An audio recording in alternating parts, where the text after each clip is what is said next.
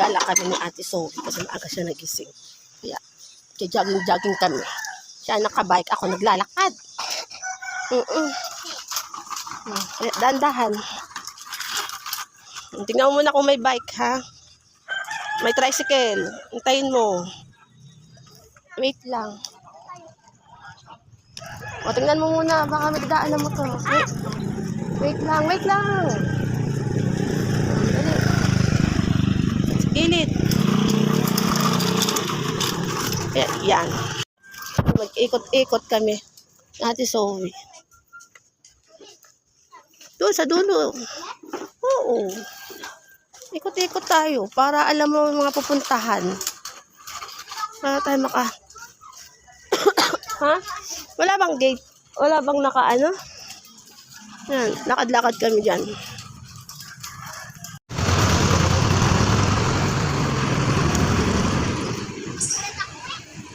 Kasi titingin ka lagi. Oh, wait lang. Sakyan. Doon, Tabi ha, direksyon. Tayo para makaikot-ikot kami.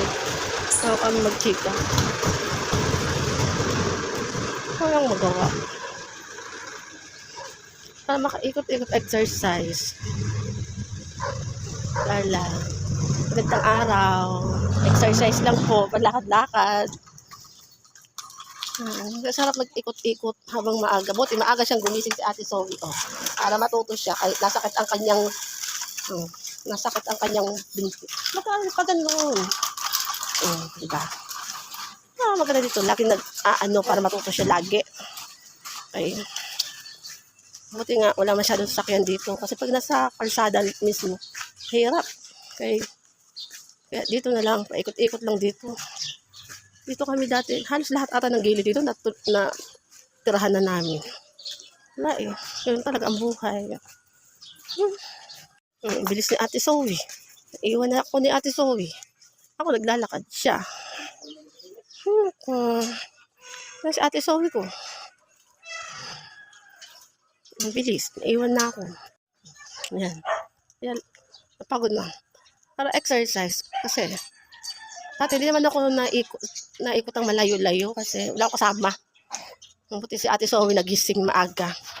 O, tingnan mo ha, pag ganyan, titingnan mo kung may mga mga bike o motor. Titingin ka palagi.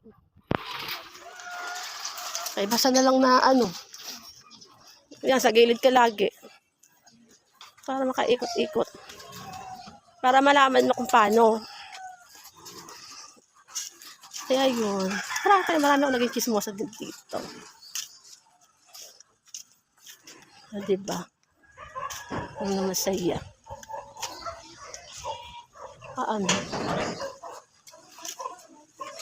Sana.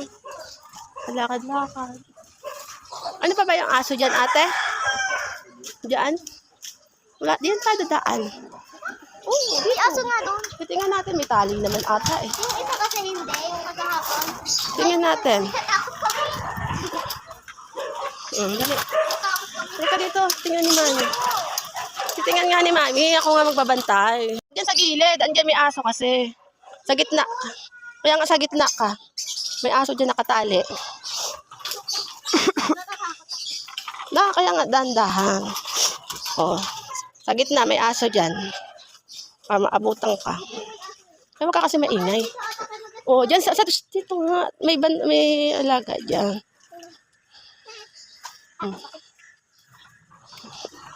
Dandahan. Kaya nga dahan-dahan lang. Kaya wag kang maingay. May mga bakanting magtiparan sa din. Oh, may mga nakatali naman yan eh. Kaya tingin-tingin tayo. Dito rin kami nakabahay. Alam mo yung nakabahay dati sila, Mami? Diyan kami nakatira nung baby ka pa. Doon. Dito, sa kabila. Dito kaya, may bakante pa kaya to. Sayang to. May bakante. Dito dati si Mami nakatira. Oo. Yung baby ka pa dati.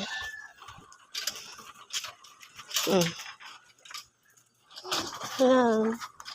May sariling gate. Diba? Para makaano. Nakaikot na naman kami. Tignan mo ba kami sa kalsada dyan. Ay, may sasakyan. Lakad lang kami ng lakad. Wala mo na lakad-lakad.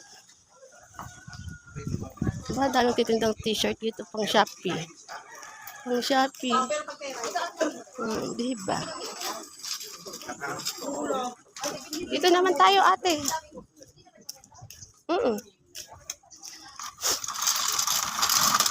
Oh, ikot tayo pa ganun. Ikaw nga nakabike, ako nga naglalakad eh. Dapat ako nagbabike, ikaw naglalakad. Ikaw laging nakaano. Lakad-lakad lang tayo. No, ano yun? Hindi na nakabike. Ate Sophie.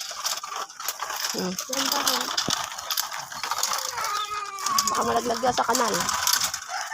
Diba? Parang kapag pahangin kami, papakaaraw pala.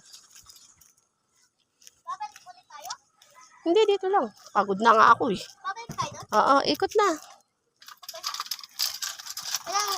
Titingnan mo dyan kung may sasakyan ha, bago ka tumawid. Titingnan mo muna kung may motor. Tingnan mo muna ha, bago ka umano sa kalsada. Ayan, tingnan mo muna ha. Kaya yan, punta kami muna dito. Dami dito. O, tingin muna ate Zoe. Ayan, kabilaan ng tingin. Okay, mas marami kasi mga ano dito. Kaya, tingin-tingin tayo. Diba, nakauwi na naman kami. Ako'y napagod. Makaano tayo palagi. Diba, gala-gala kami.